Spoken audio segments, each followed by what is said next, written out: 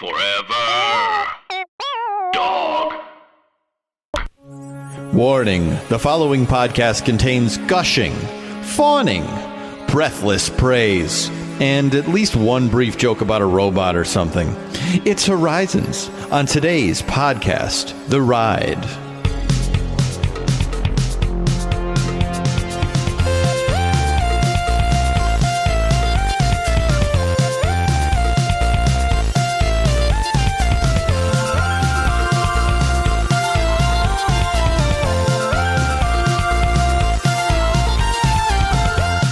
Welcome to Podcast The Ride, the show where we like to say, I'll take the city. Yes, it's always exciting. I'm Jason Sheridan, joined as always by Mike Carlson.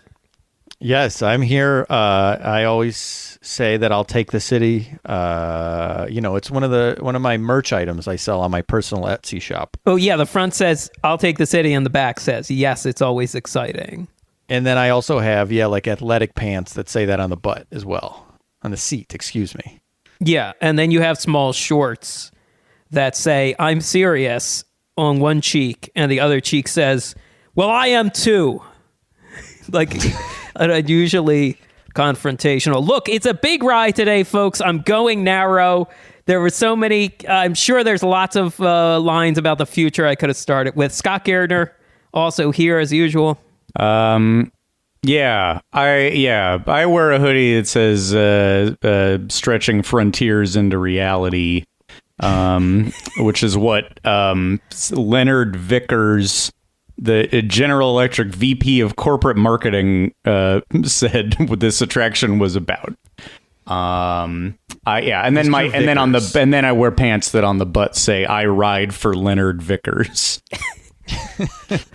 We have never talked about Leonard Vickers on the show before, I don't think. No, this is the first time. First 5 Leonard minutes. Mm-hmm. Getting straight Vickers into in Leonard there. Vickers. We have to get stuff out of the way because there's so much stuff. But can Leonard Vickers get it? I don't have a photo. One of the only Google results for him is an obituary, and the photo used is a candle. So I cannot, off of that, determine whether he can get it. Okay, well, we'll come back. We'll find young hunk pictures, and then we'll determine that later. I do have a photo. From Progress City, USA. And just to explain, General Electric was the sponsor of this Epcot attraction we're talking about today.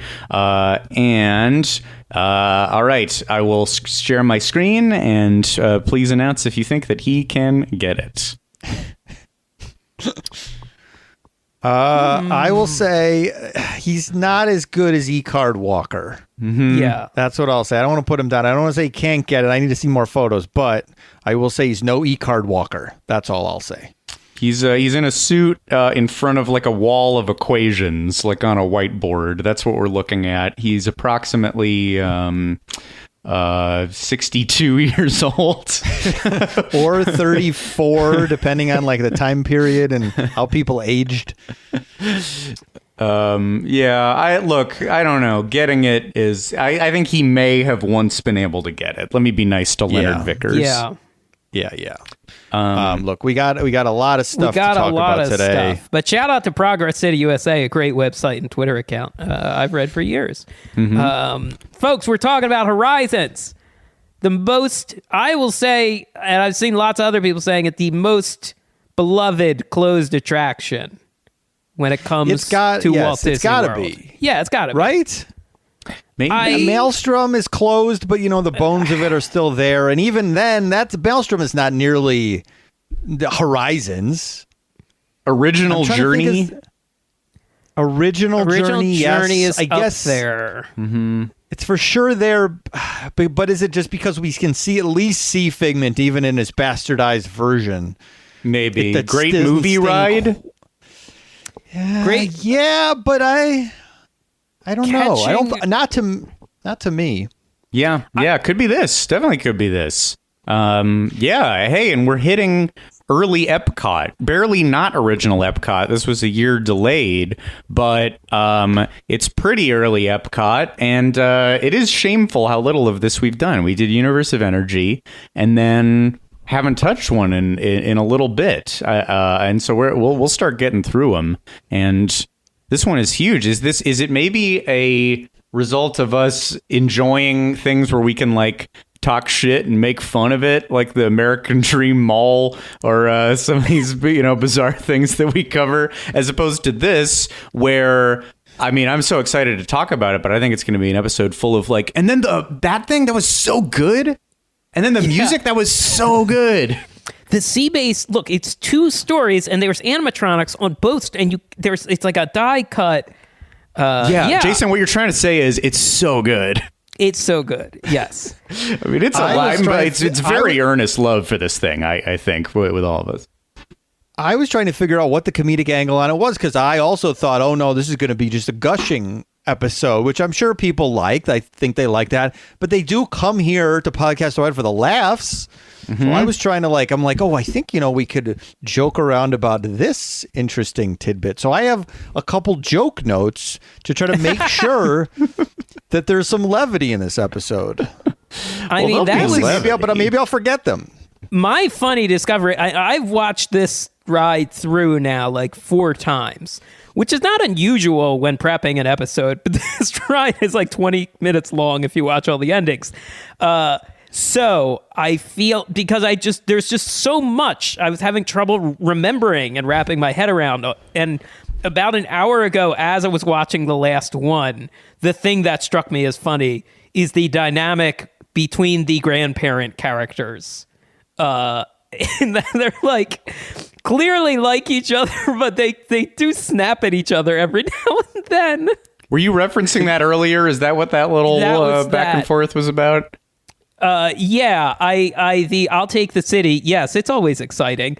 Is like begrudgingly like, yeah, they're making a good point. But the best, I think, is the lines when they're talking about the floating city. And the one says, "I'm serious," and the other says, "Well, so am I." I don't remember this little bickering. Wow. So elderly couples still fight in the future, no matter how hopeful it is. Yeah. Right. Let me ask this right up top. Did this make you sad for the state of the world? Oh, yeah. Watching this video, because it certainly made me sad. I anticipated this. I was thinking, I feel like we have to put a moratorium on discussion of how the future is bleak and not as good as Horizons. Fair. Because the more of that's run through this episode, this will be a miserable slog. Hey, I hear that. That's why I wanted to get it out of the way right now, is that I was watching it and I was just like, oh yeah, wouldn't it have been great if we were like here by now? Right. I am optimistic. I do agree with one of the mission statements of the ride that this future is possible. All you have to do is get rid of fossil fuels, the current iteration of wage labor, policing, the military-industrial complex, the current concept of nation states, and nuclear weapons. Which, yes, that sounds great. Let's go for it. Let's have Horizons. Well, surely the DNC and Nancy Pelosi can stay, wouldn't you say, Jason? I mean, look, as long as they're ripping up paper and clapping, that's all I care about. Hell yeah. Commemorative scarves. Man, these ballers, they're gonna get us to Horizons future. Mm-hmm. There should be a new version of Horizons where an empty political gesture is one of the scenes, and then the next scene we see what happened. So it's like Pelosi clapping, and then all of a sudden we're on the moon, on a moon base. We've colonized the moon because of that gesture. Oh, it inspired people so much to be the best version of themselves. Yeah, it created harmony on Earth and enabled an international cooperation to build Brava Centauri. That's right. So that could really draw the parallel, I think, in a future version of this. But again, that's future brainstorming. I don't even want to get there. Yeah. I do think there's a funny, realistic version of this where it's like, wow, we have a colony on the moon thanks to SpaceX. Uh-oh. The founder of SpaceX is tweeting about a local worker that's trying to rescue a child. He's calling him a pedophile again. And this in the moon colony is on fire, the first instance of fire in space. Elon Musk is spending most of his days trying to debunk COVID testing. He really should be more focused on his futurism, his future colonies. Why is this colony just thick with blunt smoke? It has been for years, apparently. This is a weird... I don't want to, like, over-explain this thing, because I think many of the listeners just absolutely know what Horizons is and have it memorized and have been wondering when we were going to get to it. But I feel like it is a product of it being gone since 1999, that there are a lot of people who don't really know it, didn't get to go on it. And in doing so, I mean, the basics of it are early Epcot attraction, opened a year late. It is where Mission Space is now. And it is like a hard ride to synopsize. It is it's a dark ride that is about the future. It is visions of futuristic life. Sometimes from the past, ideas from the past of what the future would be, and then you get to see a bunch of ideas from 1983 of what the future could be, which I'm on record many times as saying is the best future, the most optimal future. Some of these futures make my heart stop. They are so beautiful. It is a weird, wonderful ride. Yeah, I thought this while I was watching the video, and then I saw that I think internally and some other people thought of it kind of as a sequel to the Carousel of Progress. Yes. Mm-hmm. Which, of course, if you don't know what that is, that's like sort of the history of technology in America and whatever. And with a little, now, of course, it has a quote unquote future scene, which is 20 years ago future scene, which is less fun. Although my favorite thing in the ride, certainly. Yeah. It is fun. Yes. And also, but it's due to the cyclical nature of trends. VR came back around, like rugby shirts came back around. So it stuck around long enough to be kind of relevant. Oh, voice activation is real and very inconvenient now. It's here, and it's a pain in the ass. And every version... is not perfect. Every version of iOS, the dictation just gets worse. At least if you have a Philadelphia regional accent, it just doesn't understand what the fuck you are saying at all. Yes. So yeah, it's like in the same vein. They used the Carousel of Progress song in there, which is nice. I was really like kind of impressed by that, thinking of like, oh, a ride sequel is really a cool idea. Yeah, which we don't see a lot of. I guess I've talked about before the Monsters After Dark Guardians Halloween overlay, which is kind of a sequel in the same ride. But I was like, oh yeah, this is like this is completely the continuation of that idea, and on a bigger scale, more, longer ride, different kind of ride. A sequel in a different place, is pretty rare. Let me ask you this, because I did not know. I guess I knew it was in the spirit. I knew it was sort of related to the Carousel of Progress, and the song was in there. The GE sponsorship sort of unites the both of them, at least initially. But did you guys know that it was the same family? Because I had never put that together. I did not. Yeah. When I started the research, it started to come up like the same family in theory. I mean, this is like a heightening, an expansion of Carousel of Progress. Yeah. We take them into the future, the way distant future. Yeah, I did not know that it was. They meant it to be in the same canon mythology. I mean, this is predating like of course, the Society of Explorers and Adventurers that was going to connect rides via this like group of horrible rich people that own the international rides. Tyrants. Yes. Yeah, which we love. We'll still do an episode on that soon. But yeah, this is predating that by years. And I will admit that as a kid, I went on Horizons, but it didn't loom large in my head until I was older and reading about it and stuff. It wasn't something that I was crazy about, like Figment or something. Right. But let me say this about my childhood feelings about it, and this is me. This is in general. I think a lot of Epcot put together, because I went for the first time. I think when I was 7, and in my head. I have like such strong evocative memories of Epcot in general. Maybe not specific things, but I remember the feeling of going on lots of very long, claustrophobic, creaky, shadowy rides. There's so many of them. And so to me, for a long, long time, Horizons, Spaceship Earth, and World of Motion were all just tangled up in my brain. And I did not know, probably until we started doing the podcast, I had not completely untethered, like, okay, which is the one with like the horse and the buggy and the horse is jumping? Which is the one where there's like a guy in a tunic with a scroll? That's a beard guy, but then there's also a beard guy in a capsule with a chicken. Like, they're all, it's all similar styles of animatronic. And all similar styles of a very small vehicle that you're in for a long time that moves upward and clanks along. I remember like the base feeling of all of it, but I could never pick them apart for the longest time. Yes, I completely agree with that. I agree with that too. The thing that sticks out in my mind, like the flashes of childhood for World of Motion, is the overturned like horse cart, street scene. In this, probably the robot butler. Robot butler never really was. There was always an image of him somewhere, even in shops or something. But choosing your own ending was like what stuck with me for this ride. Like going back and watching it, I was like, oh wow, the first like third of this ride is so like bonkers and abstract, and like I feel like it wouldn't get away with that anymore. It feels like a lot of the stuff adding to the legend of this ride. It's like Imagineering firing on all cylinders, had to make some minor cuts, but they still spent a lot of money on this ride. It's loaded with animatronics.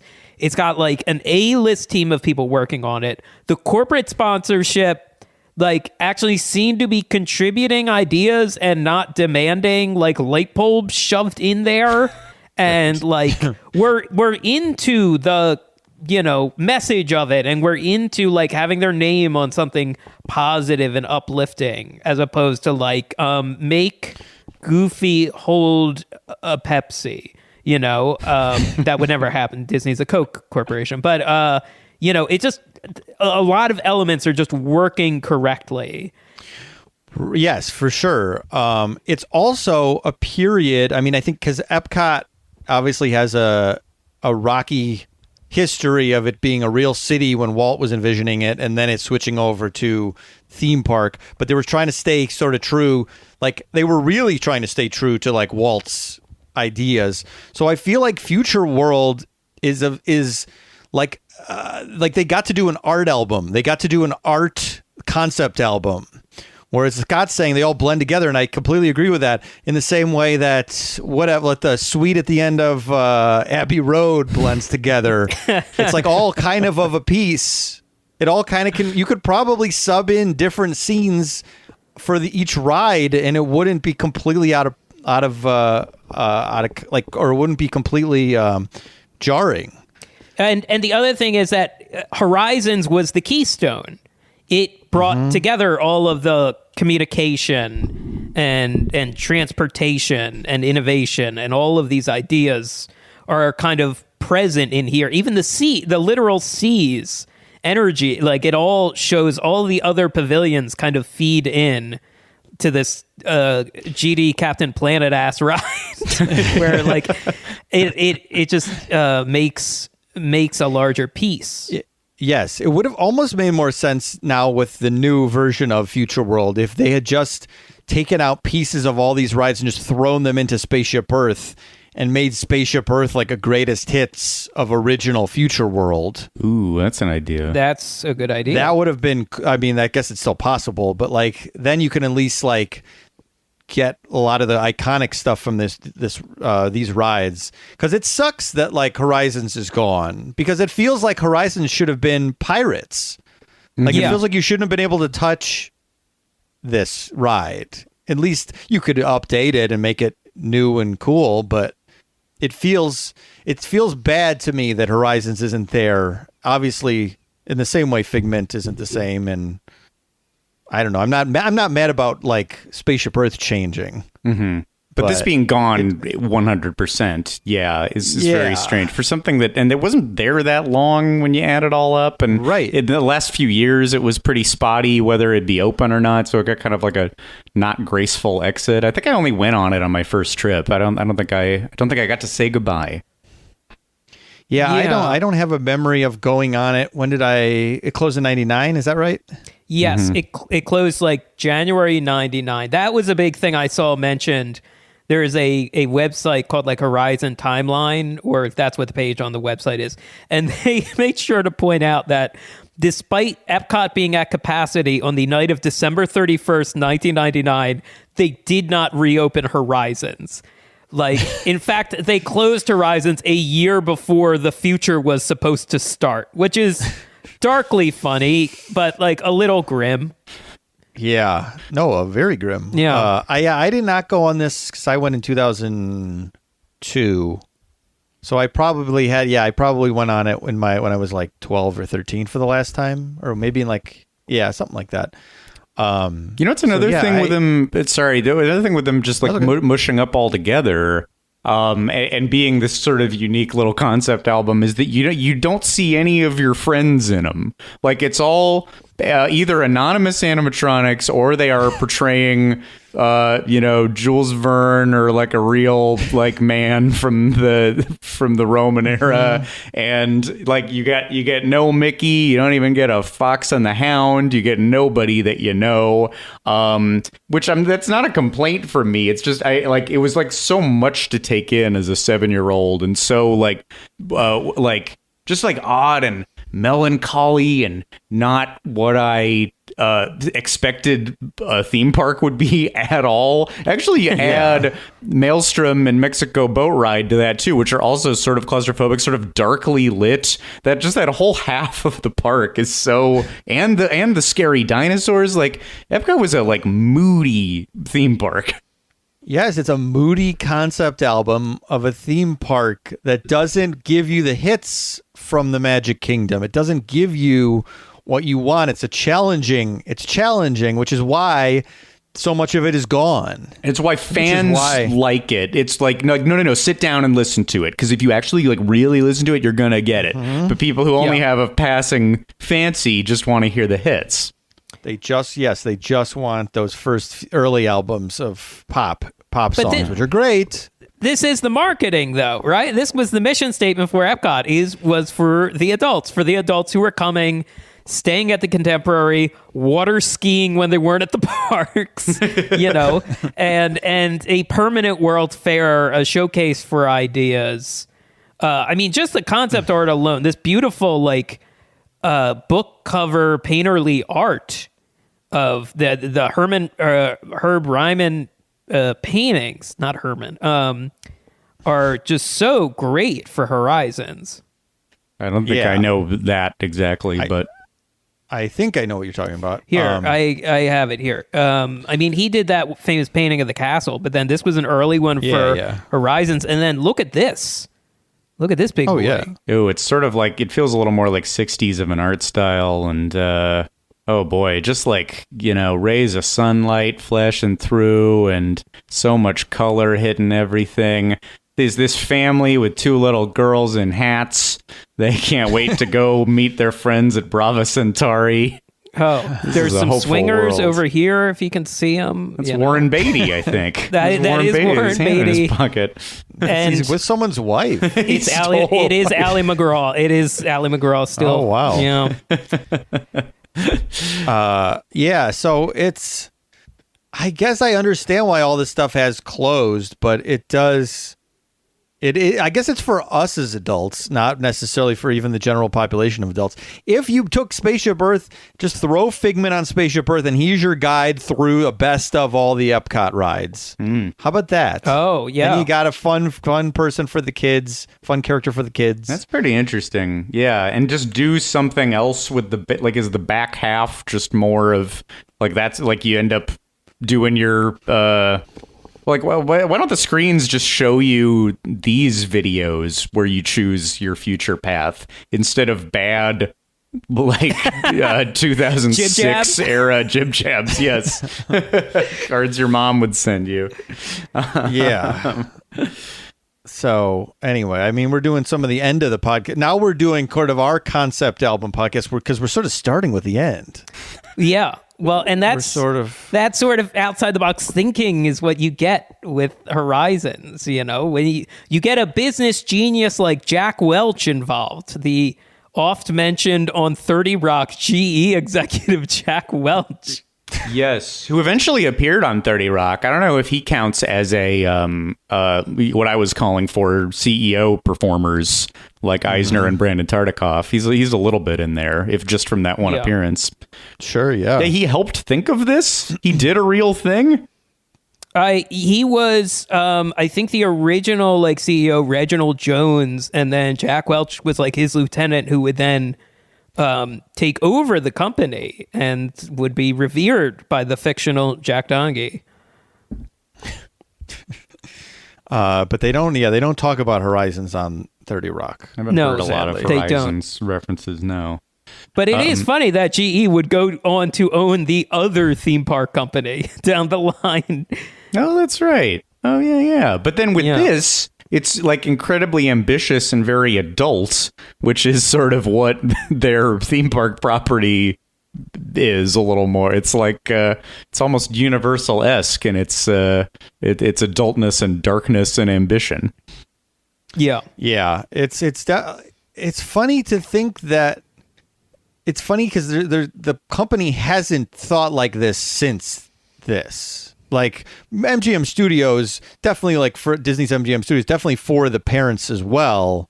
But that's much more kid. All the stuff they've put in there is much more kid friendly than any of this Epcot. Well, you're meeting your friends left and right. You're meeting C-3PO and Indiana Jones and Rod Serling. And Busby Berkeley. Yeah, what Jimmy Durante or wait, no, who's in the which gangsters do you meet? James Cagney. There you go. Yeah. Mm-hmm. All the kids' favorites. Ray Bolger. All of them. Yep. So this is the only like time in the Disney company history where they were fine with no friends. Mm-hmm. Which I liked Very as a few kid. Friends. I appreciated it on a certain level because you get bombarded with friends at the Magic Kingdom, you get bombarded with friends at MGM Studios. So I liked the different vibe of Epcot. You know, sometimes it's nice to be away from your friends. That's what we're saying. You need a little, break. You need a break from your friends. You just need like 9 months to a year and a half away from all of your friends. That's what we all need. A quick 9 to 18 months. Yeah. So it's interesting. So that's, I get why it's not there, but I was just feeling so nostalgic for it while watching this. Something I didn't feel nostalgic for as a child. Yeah. I didn't have so much fondness for it as a child. It's funny. Mike and I talked to a student group at UCLA the other day, and as we were talking, yes, that's right. You can be impressed. As we were talking to them, I realized because I had Horizons on the back of my mind, I realized like, oh my God, were you all born after this ride closed? I think that timing works out. Yeah, that's what I'm saying. A lot of people knew. We only went on it once. I feel like it lives on through videos and articles almost primarily. One of which I will quote real fast just to say the scope of it, because he broke it down real well. Our friend Doug Jones, who wrote a great article in Dangerous Minds about it, he spelled it out really nicely with these stats that I copy pasted. Thank you, Doug. 54 audio animatronic figures, 770 props, 12 projectors, and a pair of massive OmniMax screens. Groundbreaking technology at the time, spread across 24 sets set in the year 2086. Incredible. So and the show building is so massive when you're looking at it, and it's not just it's not a fake facade. It's not just for show. Like, it's so tall because they had to fit those giant screens in the middle. OmniMax is the type of domed screen that they use on Soarin', and I guess that's not the exact type on Soarin', but Back to the Future, the ride, definitely. Yeah. And they had to be huge. This is the first ride to use them. And you also, just technologically, and I'm jumping around a little bit here, but with this interactive ending that it builds to, where you choose the future that you go to, which interactivity already is a huge thing this ride's doing for the first time. But also, I think until watching the Martins vids, I didn't realize how they did it, which is like you're like on your way out of the ride, you were watching a little like flight simulator path to a future destination. And it's this crazy thing where I think you're like going along a screen, but the projector is traveling with you. So you're like the projector is mounted and like 4 cars all collectively pick which future that you go to. And then you're like moving along with the screen, which feels very Harry Potter ride. Like it's all these like early analog versions of things that are a little more, I don't even want to say commonplace. I feel like Horizons did things that are mega blockbuster moments in rides of the 2000s and 2010s. Yeah, I mean, we were talking about on the, I think, Haunted Mansion episode where like you'll see a really cool thing in a new ride and you'll be like, hey, what cool new technology is that? And they're like, oh, it's Pepper's Ghost. Mm-hmm. And you're like, oh yeah, it's a really good illusion that still works. And it does feel like maybe, yeah, like this one, it's like they probably still use this type of thing. I think so. All of this type of technology. Orange scent. We get an orange scent in it, yes. Which is like the thing that people are nostalgic for in Soarin' over California, as opposed to the later one. It's, I think we've agreed, the superior smell, even with all the many smells in the new version. But they did orange. They did an orange smell first. I think that was probably pretty rare at the time. I don't think, we were talking about it. I don't think there's any other orange smell anywhere. I mean, before 1983, I don't know. Somebody will correct that, I'm sure. But I don't know if it's a correct analog. You could think of what the actual one is, but what we're saying is like incredibly influential ride, did all of these things that were done, later to more success, but they did it first. And this concept album thing, is it Velvet Underground? What is it? What are we? Is this the Velvet Underground of rides? That's a good question. Is it television? That's a good one. Like big, sprawling, long songs. It's not pop singles, but if you want a little challenging 10-minute experience, absolutely. Yeah, I think that's pretty close, maybe. The television of rides.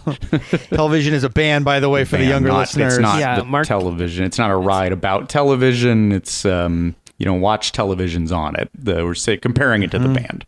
Yes. Right. Do you want more privacy on the internet? Like, say you need to find artifacts of long-gone theme park attractions, or bootleg demos from your favorite costume spokes characters' music careers. You're probably thinking, just use incognito mode. Well, let me tell you something. Incognito mode does not hide your activity. It doesn't matter what mode you use or how many times you clear your browsing history, your internet service provider can still see every single website you've ever visited. That's why, even when I'm at home, I never go online without using ExpressVPN. It doesn't matter if you get your internet from Comcast or Spectrum, ISPs in the US can legally sell your information to ad companies. ExpressVPN is an app that reroutes your internet connection through their secure servers so your ISP can't see the sites you visit. ExpressVPN also keeps all your information secure by encrypting 100% of your data with the most powerful encryption available. ExpressVPN is easy to use, runs seamlessly in the background, and only takes the push of a button.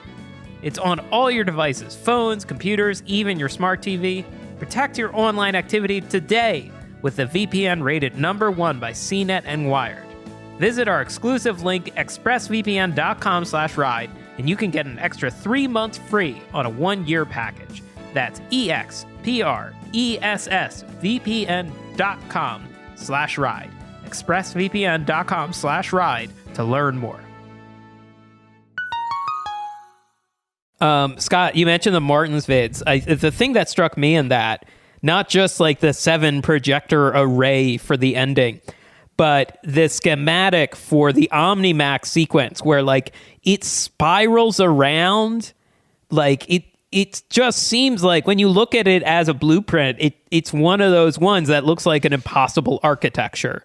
Mm-hmm. And one of the few where it's not just a square show building behind it. It's like, no, that shape of the building extends behind it. It's such a unique looking building and something that is, I think, missing from Epcot, now. Right. Yeah, the blueprints are so confusing to look. I still haven't wrapped my head around all of how it works. Or wait, did you just say that it's like it's not one projector on top of your vehicles, it's 7? Oh, I think it's like 7. That's how they did like a half moon almost of projection. Wow, that kind of fans out in front of you until you get back to wow. That's insane. The other folks, if you haven't seen this ride through in a while, or you don't remember riding it, search on YouTube Horizons Revisited, which is like a cleaned up, de-interlaced, restored ride through that is like, it's so rare you get like a quality video of these long gone rides, and it is like it's a 20-year-old ride, and a lot of times those look like shit on YouTube. Yeah, and they cleaned it up. Retro WDW and the Lake Buena Vista Historical Society cleaned it up and put this video out, and it is wild to watch this. There's so much stuff. Like even watching it through a couple times, it was like I forgot about that. Like there's so much, especially because that first, like I said, chunk of the ride is so abstract. I hate to keep coming back to the concept album idea, but you're saying there's just so much. I'm just scrolling again. I've scrolled through this now 20 times, but there's so much stuff. And then I remember hearing that when they were talking about building Westcott, Tony Baxter was talking about there was going to be a 45-minute boat ride that would like be just go along the circumference or not the edge of the park essentially, and there would be 4 stops you could get off whenever you want. It would be like the Disneyland train, except it would be full scale dark ride for 45 minutes with like pirates drops like at the start. And I feel like they're just getting going with ambition here, and they're like, let's throw everything at it. We don't have to do anything. Like we're feeling so emboldened by the success we've had thus far, that they were like, we're going to throw everything at this thing, and we're not going to apply any of the rules you would assume they would have for a ride like this. And then, like World War II breaking out, a conflict in Europe happened, and everyone tripped on their own dicks. So. That being, you're saying the Euro Disney fiasco, disaster, which killed like more ambitious, bizarre, like non-IP rides like this, which probably would have been strewn throughout the 90s if had that not happened. Yeah, I mean, it's really the thing that like made Eisner blink. Like it like made him, like threw him off. I think you start to see like the decline. And there's a list.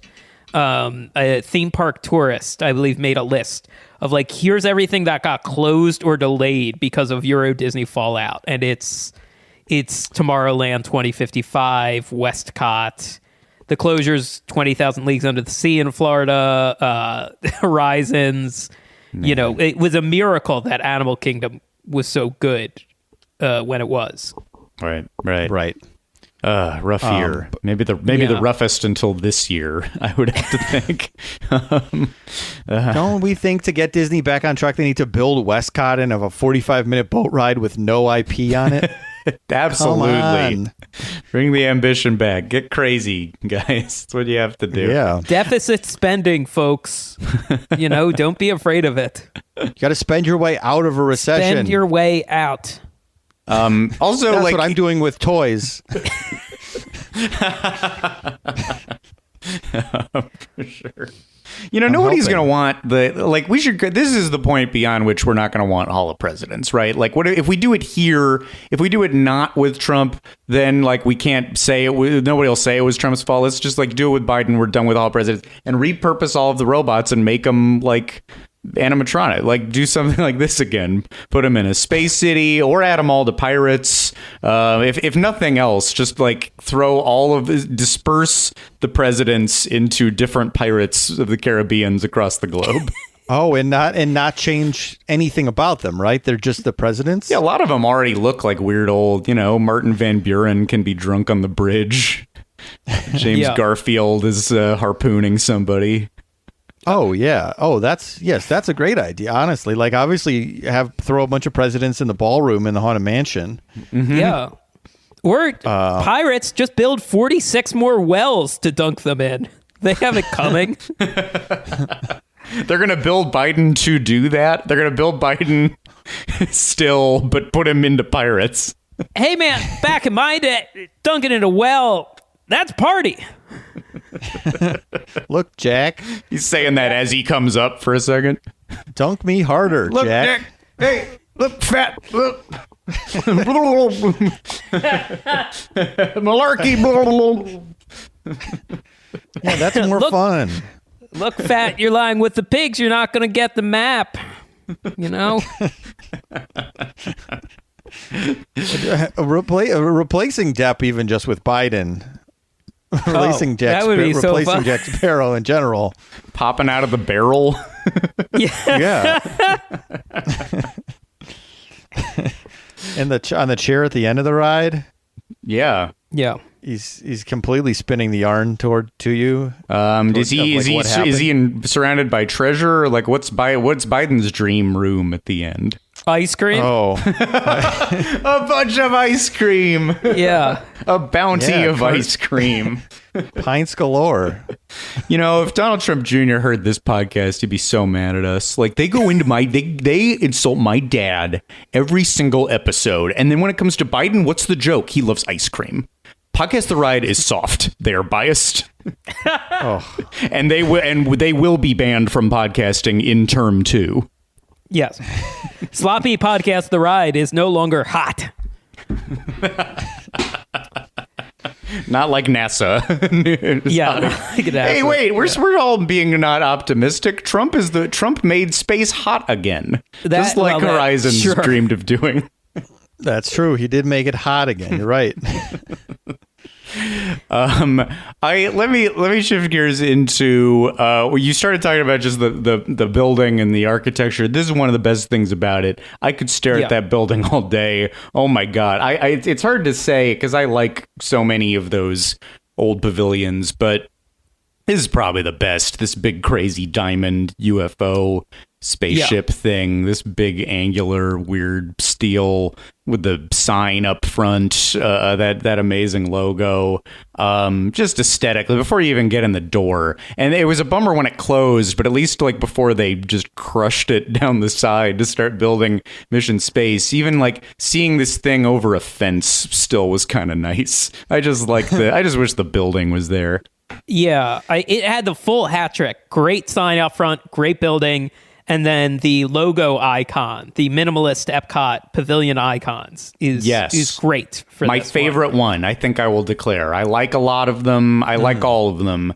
But the little like angled path to the horizon and the lines get thinner and thinner as you get up to the horizon line. Yeah, that little icon logo is wonderful. They pack so much information in there and yet it's still really minimal. I love it. Here's my like, oh, I feel dumb because I didn't process this. Like, I feel like I had heard over the years that this was kind of the, touchstone. It combines a lot of the elements of all the different pavilions.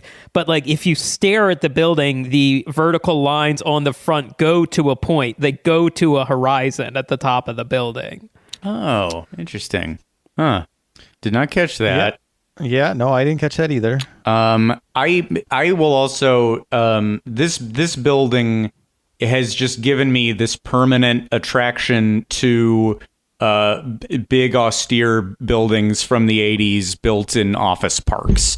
I can drive around because of this. I'll be driving around, Irvine or Westlake Village, California, or the area around Fashion Island and Newport Beach. Sometimes I will see a building and a corporate logo out in a big lawn. That's an important thing also. It's got to be a big, austere, sort of unfriendly but imposing but fascinating building, and then a big lawn, and then a like round sign up front. I'd put the land in this too. The land is also a very cool building, but I don't. If anyone can think of buildings where they've been to or work or something that are like the Horizons building. I can't get enough. Like if I get a Horizons vibe from a building, I just it's like the Ratatouille bite that the critic takes. It just like flashes me back to. It just takes me back to childhood, and I feel good.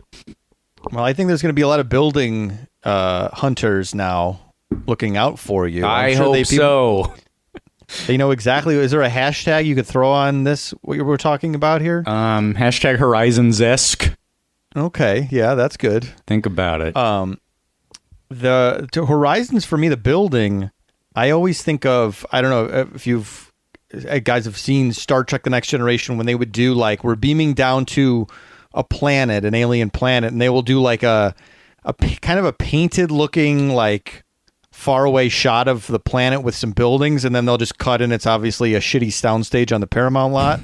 Okay. Like it's this really like beautiful looking picture of a planet with like cool looking buildings that are similar to the Horizons and the early Epcot buildings. And then it cuts in. It's just like, it's either like Griffith Park or it's like some studio, some soundstage on Paramount. But the buildings to me give me that very like Star Trek-y vibe. Oh man, yeah. It's that Logan's Run thing fun. Too. Just like yes. This should be just one model on a giant table that you only see for 10 seconds at the beginning of a movie. But in this case, you get to go be inside it for a really long time. Yeah. Yeah. And it would have been nice if they could have preserved. I keep being negative and talking about this, but like it would have been nice if they could have preserved some of this a little more with Epcot. Well, you also have the problem that, and this seems alternatively debunked or not debunked. I can't tell, but there's at least the theory out there that there was a sinkhole under this building, and that might be some of the reason why Horizons went away. Right. Yes, and I think other parts of the building deteriorating too. I rewatched the documentary about Hoot and Chief, the guys who would constantly sneak into Horizons and walk around it because there was no security system. And one time, one of their feet went through rotten plywood. And that has led to a injury, a reoccurring pain in their foot. They still have. So they don't always keep everything up and going. Maybe more now. I feel like OSHA is a little more aggressive now. A little more, but like what Scott was talking about on Haunted Mansion, it was like there's a moat in the Madame Leota room in Haunted Mansion. Oh yeah, you can't walk up to her. You would just fall.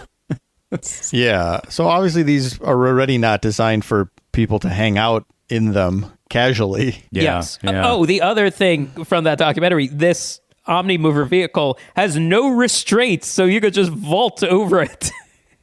Oh, that's right. That's why they were able to. Yeah, and this is by Matt Serrano, who did the Halix documentary that we got to be a part of, and yeah, it's so fascinating. Yeah, these guys shot all this footage of themselves running around, getting off the ride, and going and like we can go be in this scene for 2 full minutes before anybody catches us, and it's all about like. All right, so there's a gap, this amount of gap between cars, and we know if there's one where there's 6 empty spaces, that means that we won't get caught. Like they figured out all the rhythms of it. It feels oddly akin to like when you hear about the guy who learned how to game Press Your Luck, the whammy game show, and like, all right, I figured out the code. I cracked the code by watching it for hours and hours and hours. But yeah, so strange. They just, as opposed to safety bar lowers for you, they just jump out the top and can go hang out with the family and feed the fake seal in the ocean world. Yeah, I feel like they spent a collective like many hours just hanging out in Horizons. Yeah, I mean, I am delighted by that story, but don't do that, folks. Please don't. No, stressed me out. But a wonderful, with some perspective, with a couple decades perspective to look back on it. It's like, well, it's kind of cool. Pretty impressive. No way. I want people to go hang out there right now. The parks aren't open. Now's your time to sneak in. What's the book about museum? Is it the name in my head is Basil E. Frankweiler? What's the book about staying over in a museum? Yeah, I know what you're talking about. Am I don't way know the hell off on that name? I don't. There's a book about spending the night in the museum, or a movie called Night at the Museum. I was gonna say, is it the movies? Anyway, everyone, go do that. Go find a vent to crawl into. No one will find you if you go live in Rise of the Resistance for 2 months. Have your Royal Tenenbaums evening, living in Anaheim Rise of the Resistance. That's right, yes. Am I wait, Basil E. Frankweiler, is that the museum? Yeah. Kids, siblings run away to the Metropolitan Museum of Art in New York City. Got it right. Okay. Phew. Self-corrected. No apology necessary. Yeah. Let's continue. That would be a funny episode, is we each bring in the weirdest kids book we were obsessed with, or kids think we were obsessed with. Oh, yeah. I got some of my grandfather's books from the 1910s, and some of those kid books are weird. Ooh, yikes. I don't believe that. Yeah. Can you just get a whet our appetite? What's a name of one of these books? The one that sticks out. Well, there's two that stick out. One was just called Boy Scouts on the Moon, and then another one, which my family just laughed at because of the old aphorisms. I believe it was called Papillot and the Pickled Peacock. And that was like a blockbuster movie. That kind of alliteration back then, that just drove people wild. It was like the train driving right at you. People losing their mind, which is surprisingly not in this ride. They've got the moon with the ship in its eye. Anything that references the early days of cinema, it's got the moon with the ship in the eye. Right. Earth. Yeah. I just real quick with that, you reminded me with that kind of thing, like weird turn of the century stuff. My grandfather, who was a writer, I think at least contributed some material to something called Captain Billy's Whiz Bang. Which, oh my God! Do you know about Captain Billy's Whiz Bang? I think that's yeah. That's also a reference in something. In the music, I can't remember. I think it's in The Music Man. Oh, is that right? Yes, I think you're right. It's The Music Man. That's what I'm thinking of. Yes, it is. It is. Oh, yes, you're right. Wow. No kidding. Wait a minute. It's in You Got Trouble, isn't it? Yes, yeah. I believe so. Is it a thing that's warping young minds? Because this was kind of yes. It was like the Mad Magazine of its day, like a sort of like cheeky, racy, bawdy magazine. And I just in Google imaging it looks like I just found a cover that seems to reference the Fatty Arbuckle incident. Like they're parodying that in a Mad Magazine style. Surprising, no one. I have a copy of Captain Billy's Whiz Bang around here somewhere. Whoa! In Europe, whoa! They put out a facsimile like 10 years ago. Some book publisher, comic publisher. I have no idea who put it out, but I found it at a store and I bought it. Wow! I gotta find it and see if there's a Gairdner original in there. Look at Carl Schrader would be the name. Schrader. Check out Carl Schrader if he's in there. Giving Fatty Arbuckle the what for. Yeah. Anyways, away from the 1920s into the 2080s. Was that this the is year? Clearly, what's that? Was that the year it was supposed to be, 100 years forward? Yeah, apparently. Again, thanks to Doug Jones for highlighting that fact. I don't think I realized that. Which is that you wonder, well, how could it be the family from Carousel of Progress? But of course, they jump 20 years in time in every scene. The Carousel of Progress is a magical family in general. They're like a bicentennial man situation. Like, how could the same family go from the turn of the century to the 60s to the 90s or whatever? And I guess it keeps going. This eternal family makes it all the way to the 2086. They're like another kid's book, Tuck Everlasting, the family curse to never die.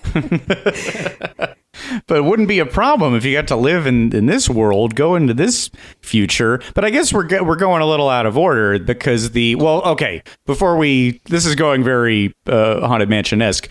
We talked about the outside. The inside, then you just walk in that first room And then you see a big display of like the flight itinerary. Like, this is your airport. Here's where you could go, depending on which gate you go to. And it says Future Port. Just that. Oh my God. This like octagonal, I don't know how many sides it is, but like just the font of Future Port, the crazy places you get to go, striped with pink neon. Every room in this thing is such a aesthetic dream for me.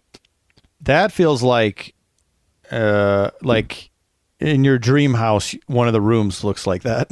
Yeah. Absolutely. And also with Dreamhouse, I was thinking how much I would like to have. This is a thing that's in a couple Disney rides, but it's in this too. Once you board the attraction, right before you take off into the ride proper, you are facing a wall of like pink slats. I guess the slats aren't pink. It's like glowing pink, just like a big wall of light, and then those like oval shaped, like future-y, I don't know how to describe it exactly, but it's in Space Mountain when you get off of Space Mountain, those kinds of things, it's future slats, and Star Future Tours slats in the line as well. I would love for like just a wall to be like that in my house, and I don't know how to do it. How would you would have to get somebody to make, like, you'd have to go to like Nick Offerman's place to get him to make you future slats, maybe. I think so, but I feel like I'd be going on and on about, it's like this Epcot ride Horizons, which is kind of this cool image of the future Brava Centauri, and it's all because I loved Epcot in the 80s, and he would just glare at me the entire time unmovingly.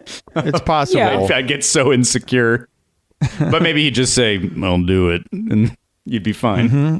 You give him the money and he does it. Yeah, look, I'm paying you, Nick. Yeah. Chop up some future slats for me.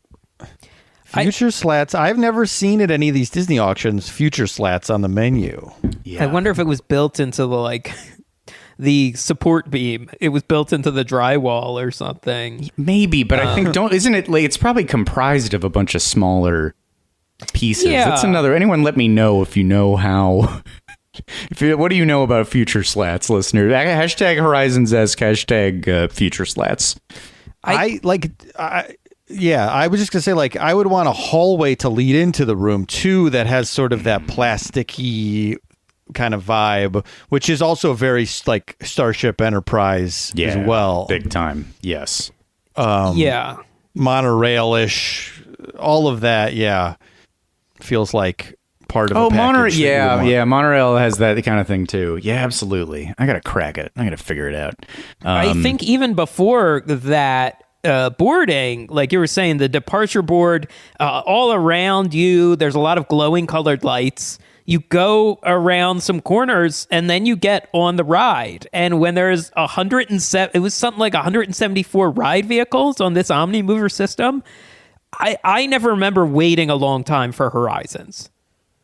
Well, yeah, I think that's right. I mean, that's the problem, probably, other than the sinkhole. Well, yeah, that too. But it was nice that it was a ride. I feel like the outdoor section of like the Spaceship Earth cube backs up a lot, and that can look a lot worse than it is. I really don't have much memory of the queue for World of Motion. But I think it's Horizons. You get the leaderboard, and you're pretty quickly at the loading area, and then the first thing you see this crazy ride. It's like an Omni Mover, but it's got walls on the sides, and the track is above you. It's not below you. Feels like Harry Potter in a way. These little pods that face flat.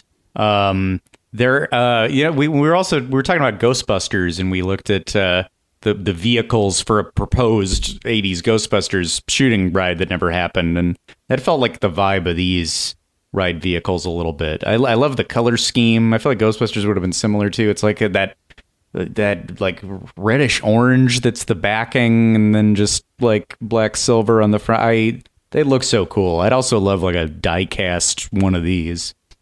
Yeah. Oh, yeah. Just in general, like the nostalgia merchandise seems lacking from Horizons. Like, give us the building, give us a little building, give us a little ride vehicle. Toy of the building. Oh, my God. One of those kits you put together that's supposedly like just really cut up your fingers if you try to do it.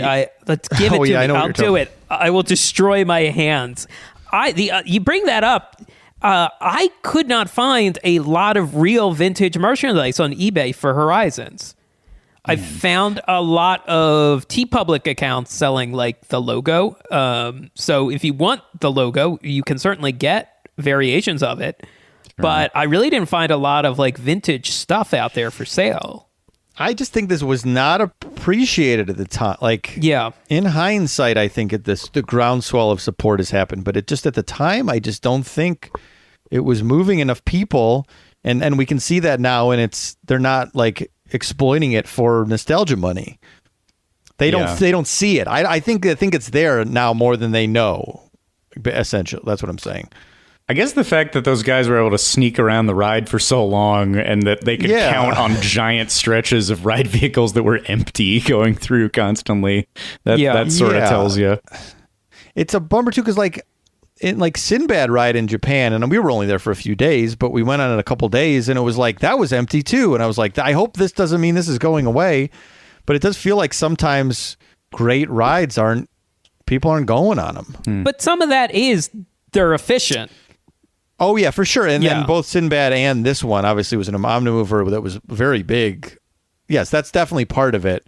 But I feel like maybe works. Like Haunted Mansion can get through a lot of people, but is usually has a decent line. It's pretty backed up. Yeah. So I wonder if it's like those evil money people at the parks look at it and go, well, this line isn't longer than 5 minutes.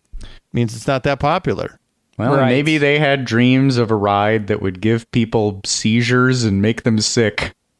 They just had to get in a ride that could affect you negatively for the rest of your life. From the good people at Compaq. Oh, right. Oh, my God. We got to do Mission Space. And Mission Space, I'm also getting the sense now that there's a dedicated Mission Space fan base that I did not think existed. Maybe we'll run into them. We've been negative about Mission Space, or at least I have, and I think Scott has. Jason, are you less negative? I think the first time or two I rode it, I was very impressed at what it was able to simulate. And then the last time my family all went down, we all walked off, and everyone needed to sit on a bench. Like, everyone's like, I need 15 minutes to collect myself. Like, everyone was like, oh, like, between headaches and queasiness. That's my experience. I think visually, the Spaceship Earth building is cool to look at. Mission Space? Or Mission Space. What did I say? Yeah. Spaceship Earth. Oh, Spaceship Earth. Yeah. No, Spaceship Earth rules. No, Mission Space. I think the buildings are right, but going deep dive on Horizon for like a week now, it's just like, oh man, it really makes Mission Space look like shit. It's also a ride that is 15 minutes of sitting on a bench. Yes, that's but true. In the best way. Seeing the best stuff. Seeing the best stuff. Looking at a screen the size of like a Nintendo DS. And that's like you're watching the. That's another thing that's unique about it. It's like 3 times as long as other Omnimover rides, but it's a third as long as the moving theater kind of rides. And I don't really know what else falls into that category, you know? It's just strange. It almost reminds me of Rise of the Resistance in its like weird multi-act nature, and then you explore all the parts of this little campus in many different ways that combine. Here's the animatronic zone, and here's the screen zone, and here's a different kind of screen zone. It's just it's all over the place. Yeah, and I think that maybe part of its genesis, like it had so many different names. They were going to call it Century 3, but they were concerned international guests wouldn't understand that. At some point, it was just called Horizon. And then we got Horizons. Briefly was considered, the name briefly considered was Future Probe. And everyone's like, oh, that's the medical implications on that. We're all aware that we have probes in our future. And but it's good. It'll help us take care of potential health issues. but I don't want to think Future about them probes. when I'm on a ride. Did they want to call Body Wars future probes? More That accurate. actually- That's what it is. Yeah. Yeah. That would make sense. Just the ideas jotted down. Its early idea was for an innovation and enterprise, which became science and intervention. Then, oh God, what's this one? GE really wanted it to be about Thomas Edison. That seemed like it got scrapped pretty quickly. Another name I came across, The Incredible Time Machine, a journey into the worlds of science and invention. That doesn't really roll off the tongue like Horizons. No. I mean, Horizons is a great name. Yeah. It also sounds like it could be maybe like a rehab facility. Or the Like it name, is- or Yeah. the name of your yearbook. Yeah. Yes. Yes, for sure. Horizons. Or, A look back at 2003. Right. It is a great name, though, but it is not Yeah. so specific. No. I got to say, though, this Century 3 piece of concept art is Ooh. awesome. Wow. Ooh, yeah. Like, I wish they sold a decent print of that. There's all the vehicles going in a big starburst. That looks real cool. Century 3. Century 3 is a cool name. I do like Century Yeah. 3. Yeah, yeah. I think there's a vehicle in the ride labeled Century 3 somewhere. I think that's right. Yeah. Well, let's get into some stuff. I mean, I don't know that we have to room by room it, but like I guess in a way I sort of, until watching ride throughs, I sort of forgot all of the past of the future, or the future. Wait, yeah, the future future as that never filtered through the was. past. Yeah. Which that's another thing. There's a lot of Spaceship Earth. Also, you end up like watching old footage with like kooky music, like da-da-da-da-da-da, which also I think happens on Dream Flight. I think I mushed that up in my head too. But it's neat. You see Jules Verne in a pod with a dog. I guess I'm confused by that. That's how he thought he would get to the moon, is in a little pod where he'd be standing and like have a little like trunk. Yeah, a chicken. I think the chicken would provide eggs, maybe. Well, they were also like, his idea was like, well, what if you built a gun big enough to shoot a man to the moon? Cool. You'd like a note. You were in the bullet. Yes. And then Like the you old bring one chicken with you who you hopefully is pretty regular with egg production, which then do you have to bring a hot plate so that you can cook them up in there? You could do Rocky style. Oh, sure. Yeah. Just eat them raw. Pure protein straight out of the shell. Yeah, that's all you need. I mean, everyone else is overthinking it right now. We just get in a giant bullet and go to the moon with a chicken. Now, should I strap myself inside the bullet? And the same question goes for my dog and my chicken? Or do I just stand without a seatbelt? I think you probably should. Well, if the bullet is completely the correct human size and it's like there won't be any room to bump around in. Oh, no. So- Jules's vision was that there'd be a lot of room and that the chicken and the dog are untethered to anything. And that he's just in a full thick suit, like a big starchy 1800 suit. I don't think it's occurred to me how insane this scene is until right now. Yeah, no, you're right. Yeah. That's a good point. Standing Yeah. through my trip to space. It feels like correct because of all the other Da Vinci and Michelangelo paint, but that's like normal stuff compared to this. Hey, wait, Yeah. you also meet Jules Verne. This ride came later, but you meet Jules Verne in the old Dreamatorium or whatever that ride, the Visionarium.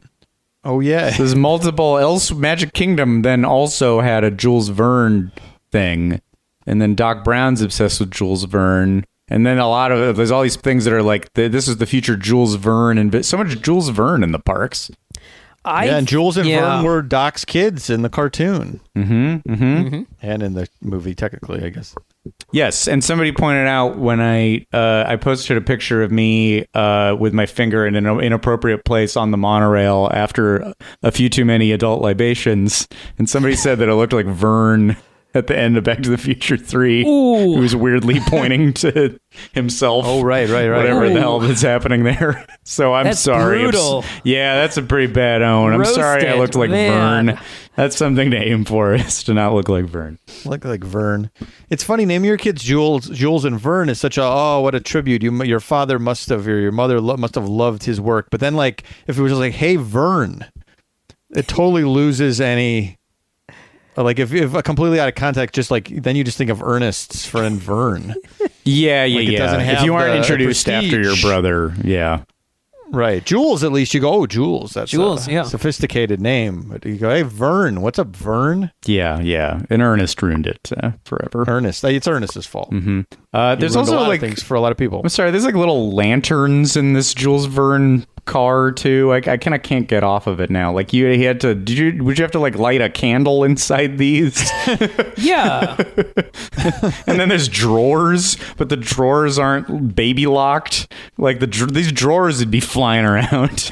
He's the first. Okay, the first things I'll say is that he looks like he's in Genie's bottle from I Dream of Jeannie. Oh yeah. And then second, he it's like Ed Wynn in Mary Poppins a little bit. Oh yeah. So Where it's like he's having laughing fun. and he's floating and like you don't get the sense that like he's in space here. No, not really. There's like kind of a tube at the bottom, which maybe answers a question that I had, which is how are Jules and the dog and the chicken doing their business? Bottom Well, you tube. Yeah, bottom tube, I guess. Shit in the bottom tube. Yeah, I shouldn't underestimate him. He thought about unless it's just one of these like lanterns isn't a light, but like it's not lit, and they just like keep putting their droppings into the top of that.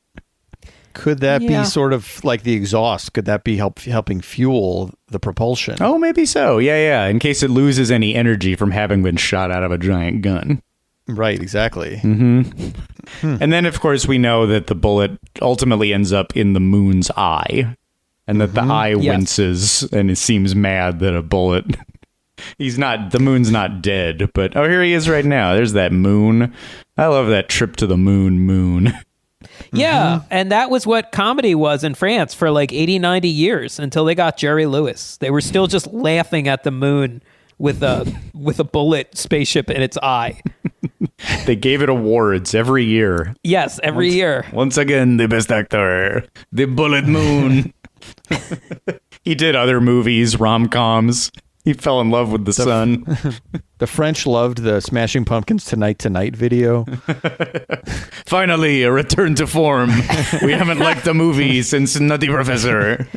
Billy Corrigan is our prime minister now. What else is in that old timey? Are there other animatronics in that initial run? Well, there's all the like kind of illustrated version of the Da Vinci stuff, and then it kind of very quickly jumps to like 1930s pulp future with the infamous robot butler and a lot of just art. Everything is Art Deco. The windows, the chairs, the I think they reference the Avenue of the Planets. Does that get referenced in Tomorrowland 94 as well? Oh, right.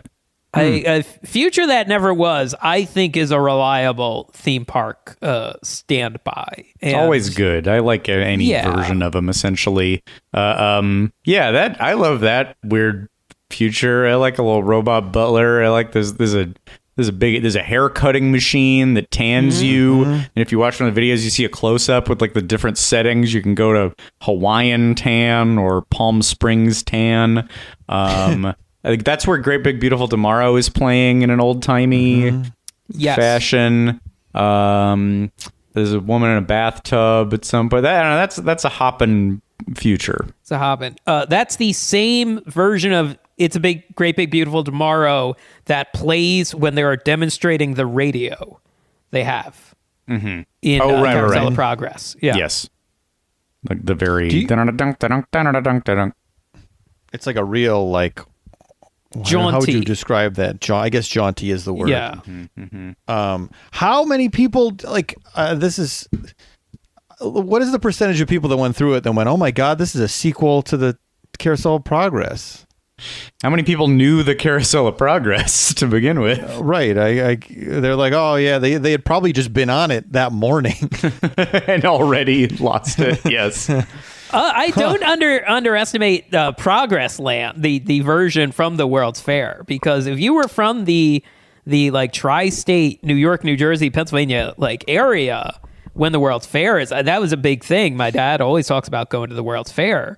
So then everyone who was a kid going to the World's Fair, then they can hop on a plane when they're adults 2 hours away, go to Disney, see the Carousel of Progress again. So kind of primed for like a big Horizon sort of thing. Sure. But I'm still like, I feel like what Mike is saying is like, if you're like a sunburnt, like Budweiser drinking half shirt guy from Florida in 1983, For sure. maybe your World's Fair knowledge is low. Yeah. But, you could be always surprised by the type of World's Fair fan. You never know who loves the World's Fair. Shouldn't judge a World's Fair fan by its cover. Who carries a secret flame? There's a lot of talk about automation right now because of the pandemic, and some companies are now going to probably use this opportunity to accelerate to automation and to replace human workers. I will say from this scene, if they do it with cute robots, I think we'll all be a little bit more happy with it, even though it'll put a lot of people out of work and cause some strife for a while. No, all good. Yeah, as long as they're cute. Yep, fine. Done deal. But it's like this dishwashing robot, I think, deserves more merch. Robot Butler sort of, I think, has become the most famous. Yeah.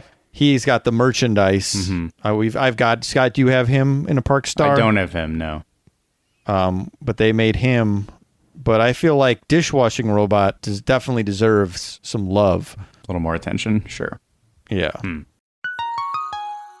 Do you like podcasts? I mean, probably you're listening to one unless you don't like this or aren't enjoying it. But okay, but let's assume that you like podcasts, then you are going to love Stitcher. The all-new Stitcher is the easiest way to discover and listen to podcasts for free across iOS and Android. With Stitcher, you can access your latest episodes, downloads, and favorite shows all in one convenient spot. It's podcast listening made simple the way it should be. Stitcher's home to all your favorite podcasts, from classics like My Favorite Murder, Race Chaser, and How Did This Get Made, to new hit shows such as Double Threat, Midnight Snack, and of course, your favorite, or at least it better be, Podcast The Ride. Please, I need your approval. With Stitcher, you can listen to your podcast anytime, anywhere. You could be listening at your desk, on our revamped web player, or on your phone.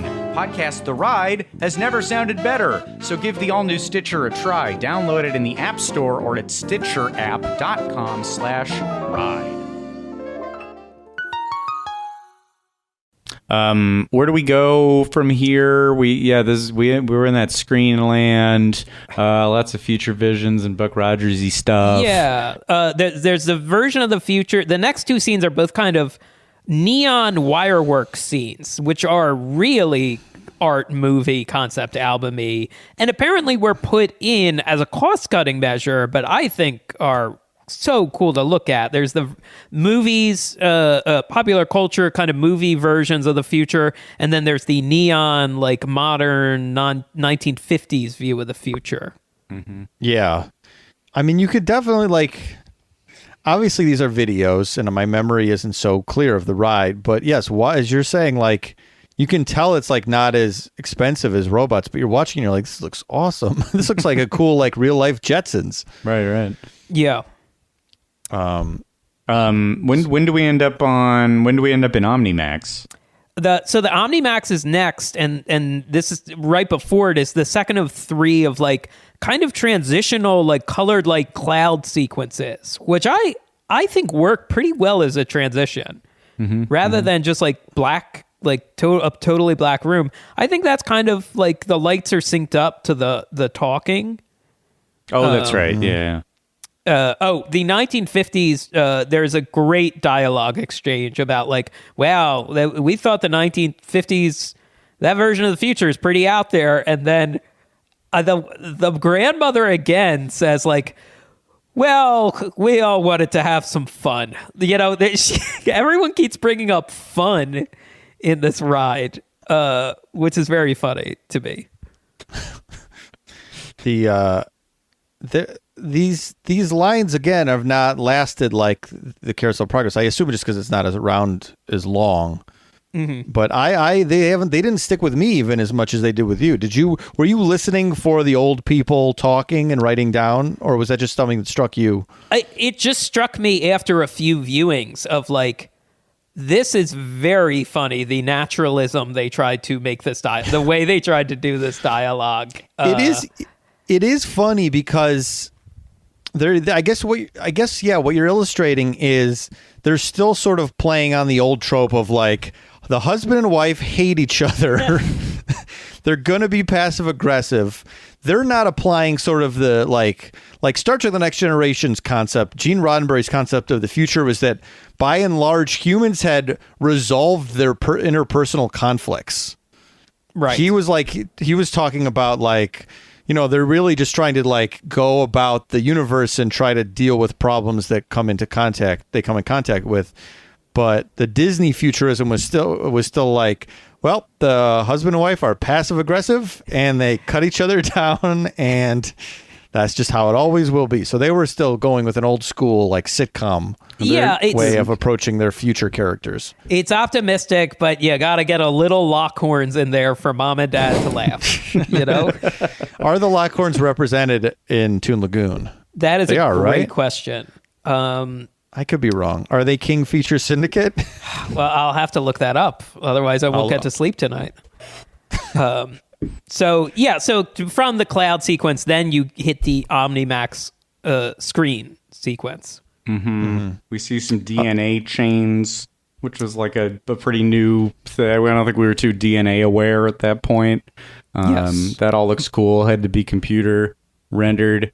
If I could nerd out slightly on a thing here, there is some cool synth stuff going on in this sequence kind of throughout the ride, but especially in here, there's a real like synth landscape happening.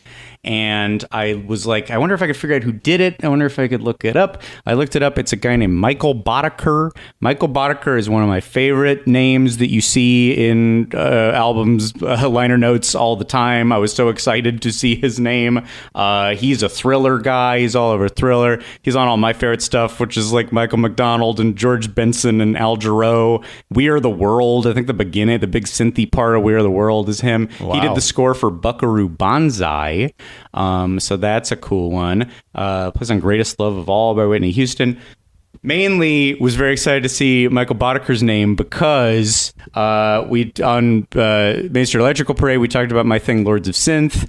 Lords of Synth is about like people, like analogs of Giorgio Moroder and Vangelis and Wendy Carlos. And to do Wendy Carlos, I was like, I remember tossing out like, now that's got to be one of those old keyboards. It's like an old Moog, and it's got like all the patches, all the wires. So go find that. And then some production designer is like, those are extremely expensive and very hard to find. And so he just went searching for people who had just actually had working equipment from that era, like what Wendy Carlos would have used. And where did he end up finding one? From this gentleman, Michael Boddicker. We used a real old keyboard. I looked up what it is. It's the Moog System 55. We used a real like vintage piece of equipment. And I remember being told, if you break this thing, this costs like 2 times the budget of this entire piece. So do not be extremely careful with it.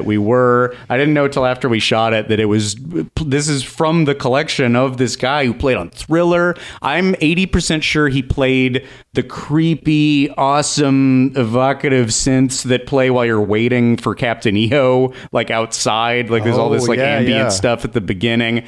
And maybe some of this Horizon stuff was played on that thing that we got to use as Carlo Windos's synth in one of my favorite things I've ever been a part of. Was it plugged in on doing it, or was it just for the look? Just for the look. I'm No. shooting. We didn't. I think you'd need like a real technician to figure out how the hell to operate it. And I remember the actress being very tentative, like, okay, I heard the scary warning. And we're like, just bash the thing. Keep plugging stuff in and out. And she's like, should I though? Yeah. And you are still paying for the repairs, but it was very funny to see Josh Fadum take a pratfall through it. So didn't end up using it in the cut. It just Yeah. didn't work, but it was fun. I'm glad he tried it. And yes, I will owe money to Michael Boddicker for the rest of my life. That would honestly, though, give you a good excuse maybe to see him once in a while. Oh my God. Yeah. I've been wondering if there's a way to contact him. Here's a check. Here's your check for the month. What I heard is that, because when I asked, like, why did this guy lend it out? And he said, well, I explained the concept and that it was referencing, Wendy Carlos and stuff. And he was like, that sounds cool. Look, I should charge you way more, but I just want this thing to be a part of it. I think he's just like a nice synth nerd guy. So yeah, listen to his cool stuff, especially in this OmniMax room. This guy rules. That's very cool. and accompanied by like just really, again, abstract but pretty beautiful, like it feels like an art film when they cut from a city to a microprocessor, very still kind of new in the popular consciousness at the time, and then crystals and the ocean and DNA strands, and then at the end just the sun. Yeah, this is in that zone of like scary Epcot films. The films announcing Epcot were scary. The films in Universe of Energy, the movie at the end of Maelstrom, just these like strange narrator free. You're just left to free associate what imagery is all about. There's so many films in Epcot, and all of them extremely stark, all of them very adult. There's nothing where somebody's like doing a cute voice and talking to you. It's all like just like Criterion type scary 70s documentaries. It would be you would be like if it would be like the equivalent of like taking a film class in college and they're like, now we have to watch like 2001 and now we have to watch. Yeah. These are the challenging films. These are. Yeah. You're not going to do your Wizard of Oz's and your Right. Indiana Jones. No, you're getting like Stan Brakhage ink blots, paint drops and stuff. But I love scary stark Epcot. But of course things get a little friendlier when we go to the future. And this is like the meat of the thing, that you visit three very different visions of the future, which are essentially land, sea, and space. I guess land, you could be more specific and say desert. Desert. Well, you see like the an city. irrigated desert. The grandparents live this city. See, That's where wait. they say, The city is separate from, or is that's like considered part of land in general? yeah, land is kind of split in two. That's another cool, like a film cut almost, where it's like you see the apartment, and they're like, "I'll take the city." Yes, it's always exciting, and then they kind of transition into the deserts, the reclaimed desert, where the daughter is in irrigation, agricultural engineering. So does the city not count as one of the futures? Because I was going to say we should like pick I mean, I think we still could in general, but like at the end we should discuss what's our ideal future. I don't know if the city counts, but that's where I want to be. I love that city very much. Well, it's always exciting. So It's always exciting. Of course. It's always.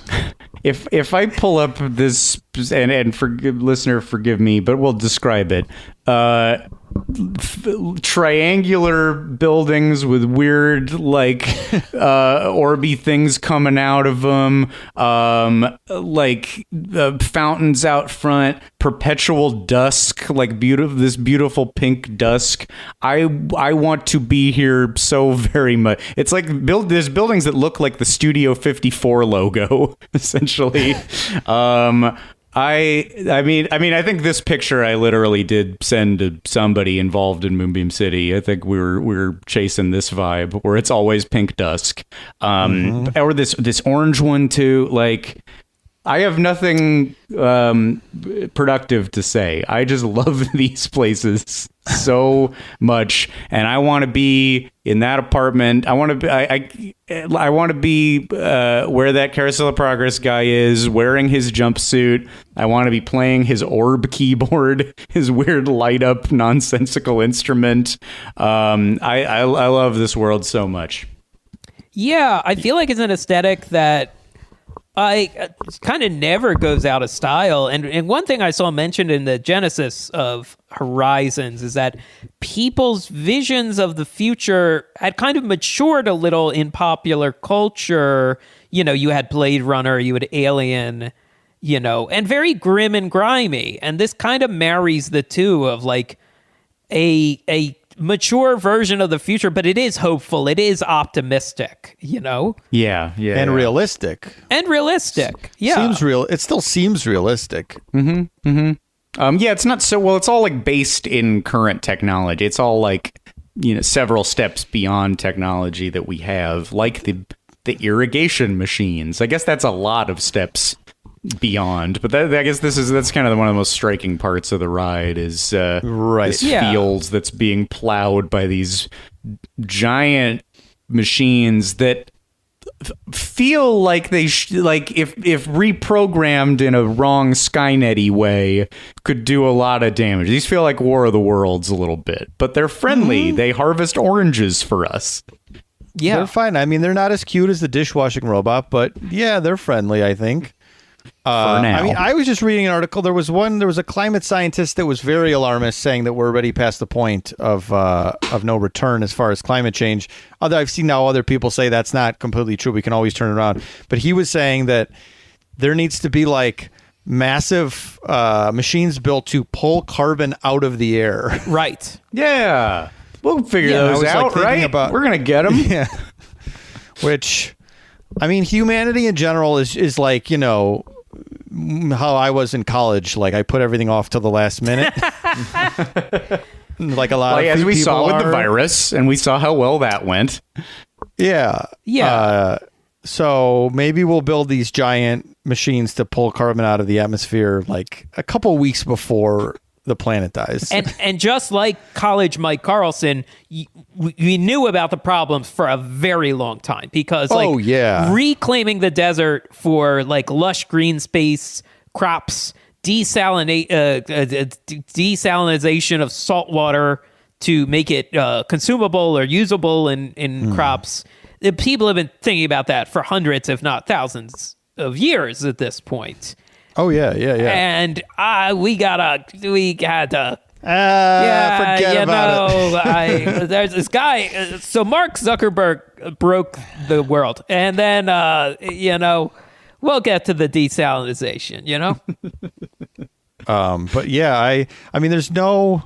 Yeah, all the futurism is rooted in like reality of the time. And we're saying now is still stuff that needs to be done or still possible things that could help turn some problems around.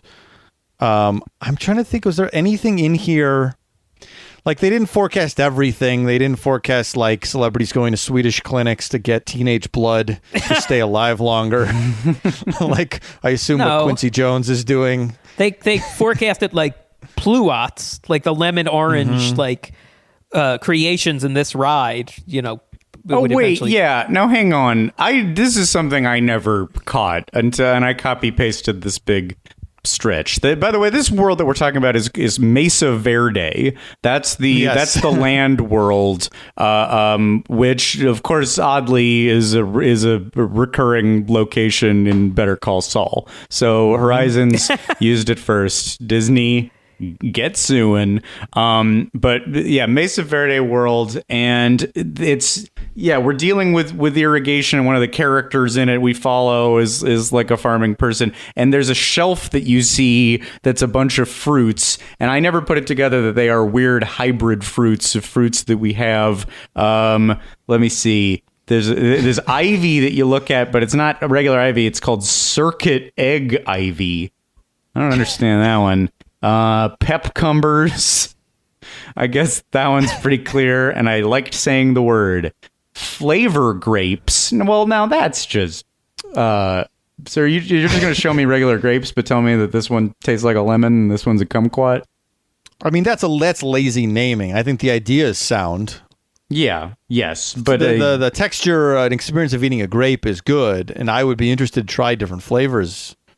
If a grape surprised you with its flavor, yes, that would be cool. This one's black licorice. Ew. So they're like Jelly Bellies. Yeah. Ew, popcorn. Popcorn grape. Poop. And then pin. Okay, how do you say this?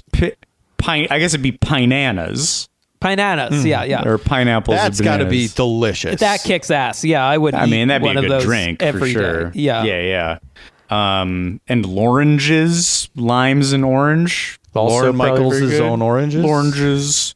I need the assistant. The Lorangettes need to give me a basket of loranges, or I can't start the meeting. If you go into Lauren's office, do not eat the little orange. It is just the bowls of little oranges are just. It's for a him. test. You're not going to get update if you eat the orange. Yeah. Guys, I'm realizing, because I know a mesa is like a geographical, like a plateau, but it only occurred to me just now that the name Mesa Verde is a word play because mesa, I believe, the translator is telling me it is also the Spanish word for table. So technically, Mesa Verde means green table. Huh? Oh. Greenery, harvest. Yeah, right? How about that? So that they named because it's a national park. So they named it's a cute name. Yeah, that's nice. It's a cute name. Or it could just be named after the national park, and I'm going too far. Maybe. I don't know. I didn't realize until Blank Check and Griffin Newman did great episodes. They're there, and there's a Zemeckis run, and their Back to the Future episodes have been great. And I didn't realize till he pointed out that Hill Valley is like a conundrum impossible. In all these years, I'd never put that together, that Hill Valley makes no sense. Yeah. That's funny. It's a joke that's been there the whole time. And it's just it's a little Easter egg. You get it later. Mm-hmm. And then we all just went like, That's the degree of joke. Oh yeah, but I like it when Christopher Lloyd yells. That's more what I was focusing on. Yeah. Okay, so I mean, this one's cool. Brava Centauri. Oh, wait, no, you end with that. I guess the next one is what's the sea called? Sea Castle. Sea Castle. Yes. So great transition here, where the teenage granddaughter, is talking to a video conference call of her boyfriend, who they call a beach bum. And then she's like, he works on a floating city.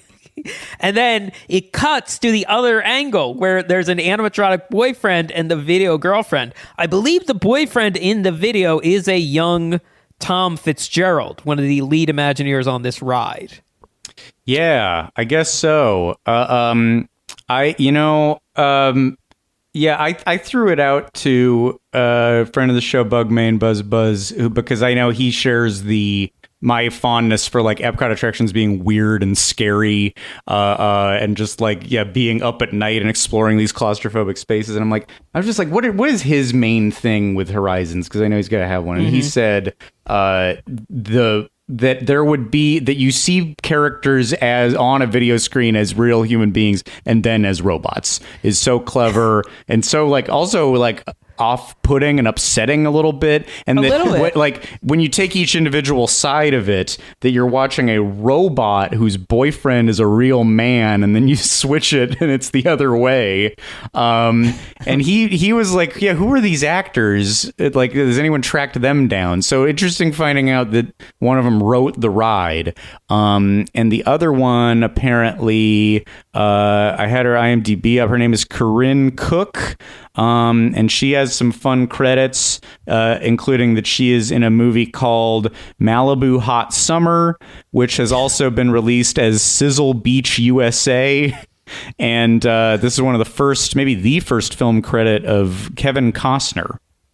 Oh. Yeah. Oh, wow. So Great check names. out Malibu Hot Summer. Let me see if I can get a tagline on it real fast. 3 girlfriends who find careers and the hottest offer of their lives in... Wait, what? In Malibu Hot Summer? What's weird? I got confused by the grammar in that partway through. Fuck you, Malibu Hot Summer. I want to add to the unsettling. I'm sorry, the dialogue they actually call that what they call him is a beach boy, not beach it's bum. Beach Boy. Oh, yeah. He's a beach boy. And the dialogue is because she's defending the Beach Boy to her parents. Instead of flirting, or is it them, the parents bickering? Instead of flirting with that Beach Boy, he is not a Beach Boy. As if that's so bad. As we've determined that these are now plans that I have to join the Beach Boys. And I would think that any parent-in-law would be very proud of me.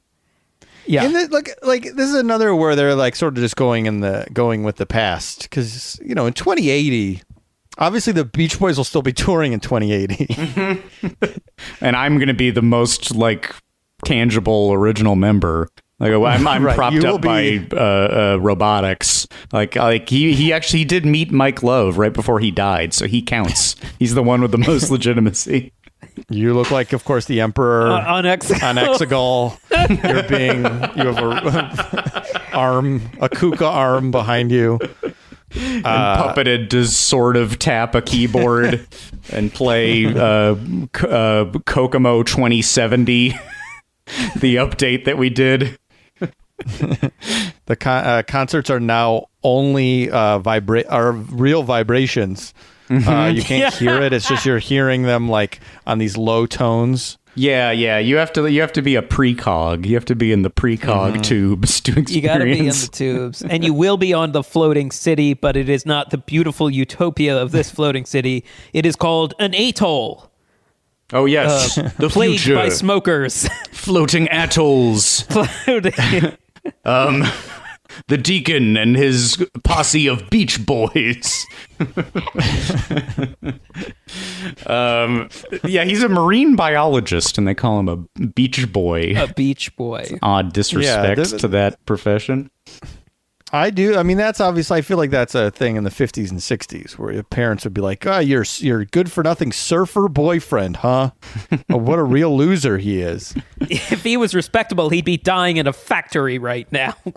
Yeah. He'd be in Upton Sinclair's The Jungle, putting the meat pieces in the casing machine. But all these old parrot heads, they would love a beach boy. Yeah. They'd be like, oh, great, you're one of us. I'd say so. Yeah, well, and these guys have so much fun up there. They get to show kids some seals and float around in the ocean with some projected scenes. Right. Yeah, they're having a lot of fun in this. So this one's like a competitor. It's tough to.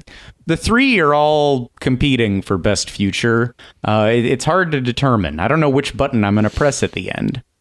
Yeah. I didn't watch a lot of Sequest DSV as a kid, but I certainly did put it on Peacock last 2 nights ago. How'd it go? And I have like affection for remembering that it existed when I was young. Yes. The vague idea of it. Yes. Yeah. So I don't know. I like the idea of all of this, but I don't know yet. I'm still. Well, undecided. do we bring the third one in? Do we bring Brava Centauri in as option number 3? A quick shout out for the number of animatronics in that 2-story sea castle scene. Yeah, and then you see the people enjoying their dinners in the little like porthole viewing stations. This is also where you get the grandmother saying a very curt, "Well, so am I." Is just very take a look at that dialogue exchange. It's funny to me. Why are they so upset? They live in that awesome loft apartment in Triangle City. They look at dusk every day. I think it's dusk from morning to night. It's always dusk there. They said should it's be only a upset about few nothing. minutes to go and see their kids, but they also had the option to video. Everyone's video chatting.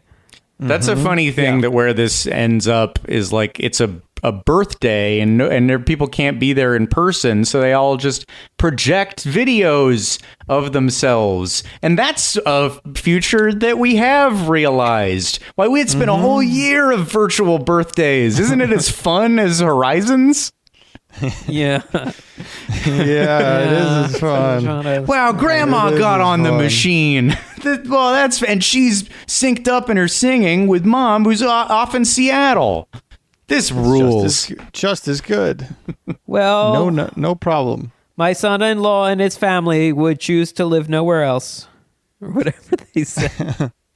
Boy, if Horizons could have predicted Zoom backgrounds and all the fun that we've had with those, definitely enough really ideas for how to play with Zoom backgrounds to sustain 2 years worth of zooming. I'm realizing now I should real. I know. Here now I'm doing it. Let's get back to the let's get back to the fun Hey, you future. know what I wanted to say about the future? It looks like the Cloud City Yeah, in Star Wars.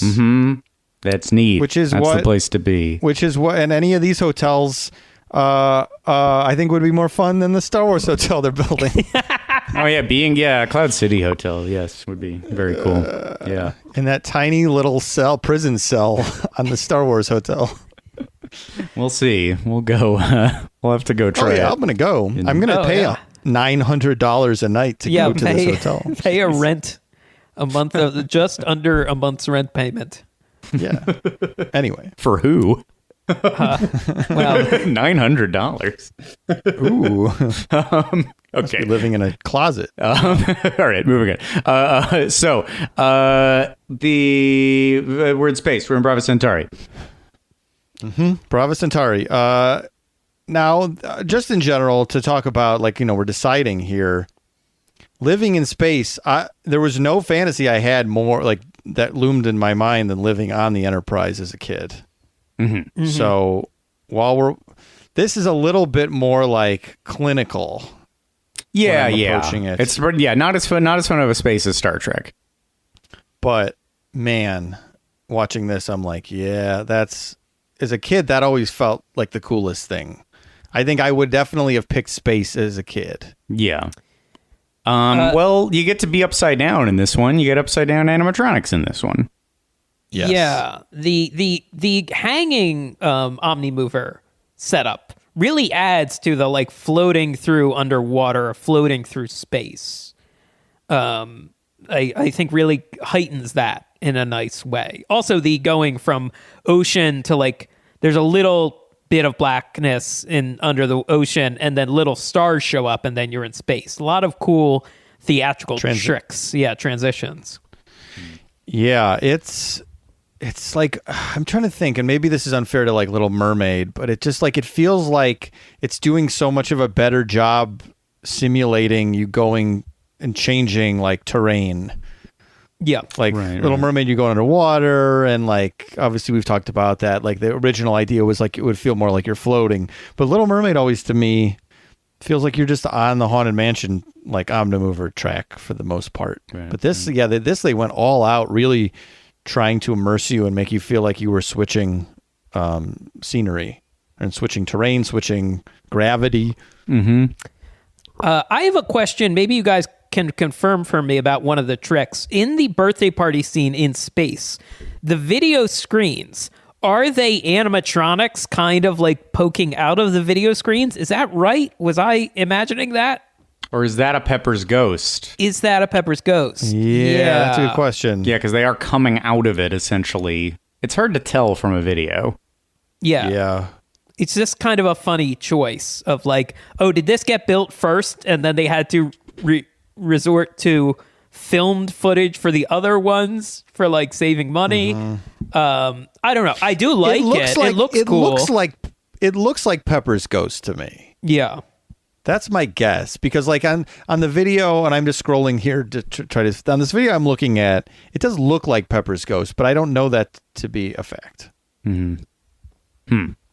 Not sure.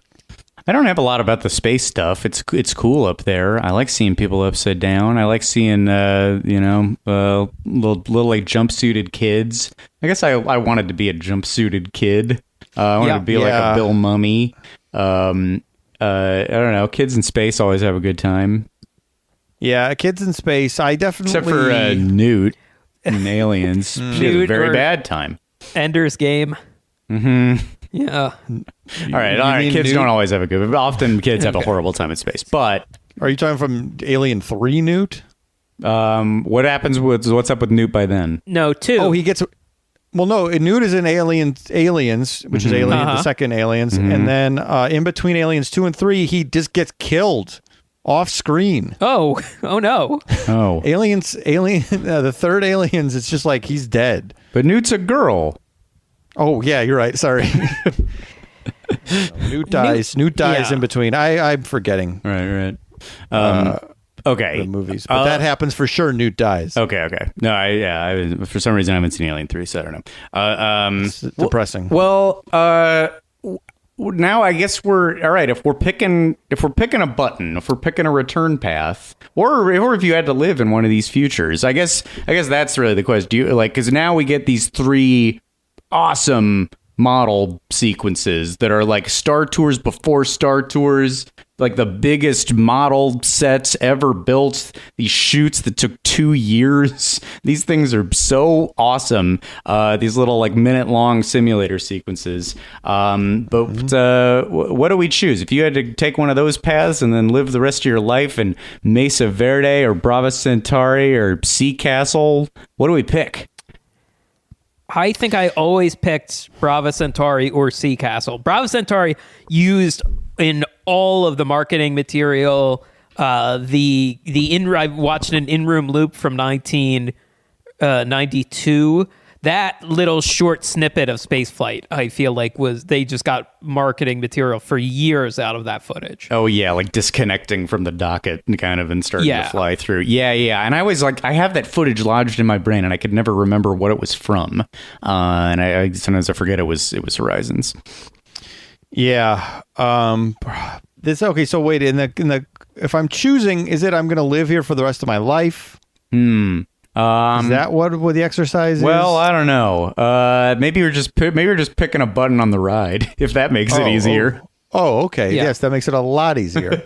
What do you want to kill you? The pressures of underwater, the pressures of the vacuum of space, or the unrelenting heat of the desert? The pressures of big city life. Oh. I think I'm going space. Mm-hmm. Because, yes, all that Brava Centauri stuff. And even though it's not quite the Enterprise, still you get to float around. You got the jumpsuit on. And there's still like just that fantasy as a child, I think, is still too strong. Yeah. I think I got to go. As cool as the city is. Right on. I think I'm going Mesa Verde. It's not that Mesa Verde is that cool in and of itself, and I don't know if I want to work in irrigation. I don't know if I want to program those giant machines, but I would like to smell oranges, and I think that model sequence, that flight path is extremely cool. I like that you land on a little like helipad outside of like a future New Mexico. Build it like the vibe of like future Southwest, I think, is so awesome. So maybe I'm going with that one. Maybe C is too claustrophobic for me. Like that path is cool, and they, the little model footage that they shot, they made it look underwater by using like fog effects. They didn't actually shoot in a tank or anything. They simulated it with fog and smoke. So that sequence is cool, but it's also murky. Like if anything leaks, I think down in Sea Castle you're in a lot of trouble. So if I go to Mesa Verde, then I can go hang out in Pink Triangle City whenever I want, and I think I'm set. Well, Mesa Verde, that's the long-term choice. Mm-hmm. For sure. Yeah. And I get that. Well, it gives you more flexibility, being close to your parents. I'm still pretty close to my parents where I am now. I didn't make the leap to Los Angeles, which is equivalent to you guys making the leap to the sea or space as you did by moving here. Yeah. I think I would choose, I'll complete the triangle. I will choose Sea Castle. Because we all pick different things. Wow. We all pick different things. I don't know. I just feel I like being by bodies of water. I like staring at a lake or staring at the ocean. If I can't sleep, I automatically put on like running water, mountain stream, waves. I think it's just one way I reset my brain. Certainly, it's one of the ways I have managed to sleep during our current future. Well, you are a beach boy. I am a beach boy. Yeah, I love the beach. You don't deny it. You don't find that to be an insult as the grandparents intended. I can barely hang a framed photograph. I am not an engineer of any irrigation or marine biology or space. I am solely a beach boy. Have you ever hung a picture? I've hung a picture. When you start to get into, you got to find a stud. Oh, is the drywall strong? And I just hate all that shit. It depends what you're hanging. Yeah. Well, no, we'd all be screwed in terms of working in any of these places. Yeah, I don't know if they accounted for podcasting as your employment in these worlds, but it'd be interesting. Now via Zoom, we know that we can do this distantly, so maybe there is a future in which we're recording this podcast separately from space, the desert, and under the sea. Yes. But popping out of our frames in a hologram fashion and wishing each other happy birthday. Yes. The experience does not end there. So as you get out of the ride, there were a couple different versions of the exit. One was a beautiful hand-painted mural called The Prologue and the Promise by Robert McCall. And I'll bring it up. I have it right here with Robert McCall in the photo. You can see him right there. Real proud that's of. the scale of it? He's as big as the people in the... Oh, my God. That really shows you how huge this thing is. Yes. And so this only lasted a few years before they subbed it in for like a glowing GE logo. And I asked around in preparation for this episode because I saw one blog that said they preserved this canvas. They preserved the mural. And I asked some of our peers, do you know where it is? And the answer was, I think it's been lost. I don't think at least anyone at the moment knows. So if you know where the Prologue and the Promise and the McCall estate, McCall was a big like space age painter. And they have it on their website, and I'm sure you can get a nice print of it. And it's a very beautiful painting, but only lasted a little while. So it's a mural about the promise of the future, and they lost it? It's gone? It's destroyed? Well, I think it's just things happen in like 30, 40 years. Like you take it somewhere, you put it in a warehouse, and God knows where it ends up. And then the building it was in is destroyed. But I did not realize it only stuck around for a little while. Well, they scattered Horizons things all across different parks internationally. Those are little ways you could experience Horizons elsewhere in the Disney Parkiverse. One of them being...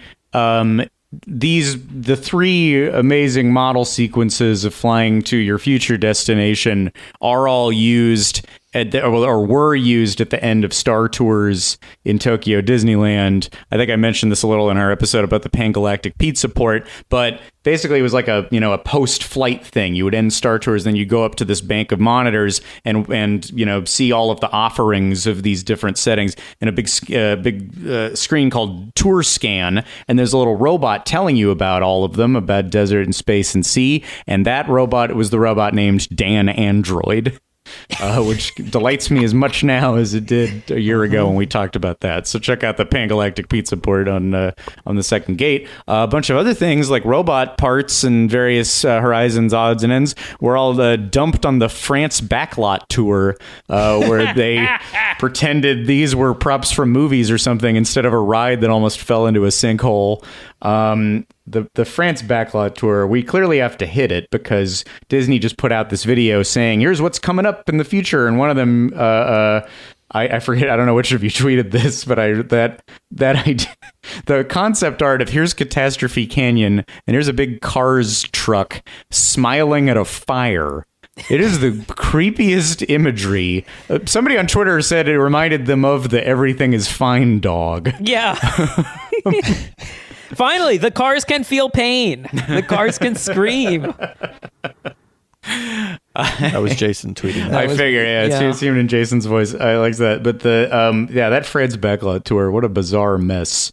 Anyway, I don't know. They like strewed a bunch of Horizon shit all over there. I forget what. But I don't know. I think they did this ride dirty. I think it was replaced by a thing that a lot of people don't like. I remember. I think I might have been in Disney World at a point where they were mid-destroying it. I'm not totally sure. Just seeing it with a fence around it was bad, or maybe I'm just conflating that with that I've seen photos of that a wrecking ball went through half of this beautiful building. It's such a bummer. I don't know. It's just a not graceful end to a really cool, ambitious attraction. It's brutal, the operating schedule of like fall 93, the GE sponsorship ends. Late 94, Horizons closes. It reopens December 95 because Universe of Energy was being redone and World of Motion was being redone. And January 9th, 1999 was the last day of operation. There were some tests, supposedly in fall 99, there were some press groups who got to go through it, but it just never reopened again. And that's very sad because the people who worked on this, just a murderer's row of Imagineers who worked, Marty Sklar, George McGinnis, Claude Coates, John Hench, Rolly Crump early on, like Tom Fitzgerald, we said, like so many people that just come up in the history of the Disney parks and theme park design in general were like, had a hand in this. Music by the guy who co-wrote the music for Sunny Eclipse with Cal David, the voice of Sunny Eclipse. What do we think of the theme song? The Horizon theme song. I think it's a nice one. I'd love they need to put out a vinyl. Or wait, there's an Epcot vinyl, isn't there? Maybe there is, and I don't have it. If there's, I should get, if it exists, whatever has all these songs. Because as we discussed, I do like Living with the Land, the song. Let's not have confusion about that. That I like. Listen to the Land is the song. Oh, Living with the Land is the... Jeez. Living with the Land is not Listen to the Land. Yeah, there's an official Epcot album. I don't know if it was put out before or after Horizons, but yeah. When you say the official song, do you mean the like easy listening kind of like track? Yeah, I can play a snippet real quick. I also have, I also have the unreleased demos. What? Really? Yes. Why? Because they're on YouTube. Oh, weird. Wow. Let's just get a little taste here. So this is the main one.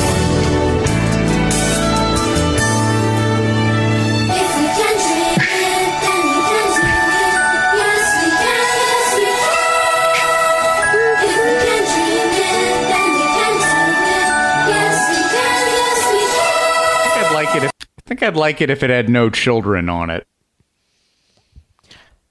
Children's choirs I'm not a big fan of, but the instrumentally, I think it's wonderful. It's like the Carpenters or something. It's right. Lovely. And there are 5 different demos I found on YouTube here, and I'll just play one of them. I'm not gonna. You can go and find it yourself. But they were doing some different styles. Tomorrow, like the heartwarming side of a friend, where we work, where we play, dreams come true every day. Really heartfelt as we music over the reach Robot for new horizons. We have learned to get more out of living. I like that. This sounds like the song they would play when the world ends, like when the last light is snuffed out. There's an epilogue for humanity. This song plays during the end of something. This time there is space as we reach for new horizons. This is what music will all sound like in the future. In the year 2080. This, though, back to albums, Prince Estate has been releasing these albums full of like 5 discs of demos. Mm-hmm. How about we start doing that with these rides? Because multiple versions of songs existed. Obviously, they had to work on things and they tried things. Absolutely. So let's get this. Yes. Let's get this for all the rides. Let's get an official releases remastered. Yeah, every instrumental track, every false attempt, and let's make that weird orb keyboard exist, because I'd buy that. That's what I would. Yeah. I'd spend $20,000 to buy that if it worked. Yeah, I agree. The theme song brought up a big thing we have missed talking about. If we can dream it, we can do it. The much misattributed quote, which D23 had an article, the D23 website, or no, was it IO9? I forget now.